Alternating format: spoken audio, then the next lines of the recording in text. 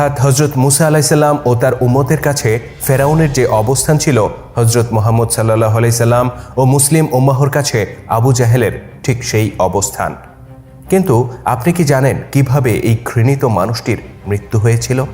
আপনি হয়তো জেনে অবাক হবেন, বদরের যুদ্ধে এই অহংকারীর পতন হয়েছিল অপ্রাপ্ত বয়স্ক দুই কিশোর সাহাবীর হাতে। তাদের বয়স এতটাই অল্প ছিল যে বদরের যুদ্ধের মতো এতটা আশঙ্কাজনক যুদ্ধ না হলে আল্লাহর রসুল হয়তো তাদেরকে যুদ্ধে অংশ নেয়ার অনুমতিই দিতেন না। আমাদের আজকের ভিডিওতে আমরা তুলে ধরতে যাচ্ছি আবু জাহেলের মৃত্যু সংক্রান্ত সেই অবাক করা ঘটনাটি, যার বিস্তারিত শুনলে আপনি নিজেও বিস্মিত হয়ে পড়বেন। শেষ পর্যন্ত থাকুন আমাদের সাথেই।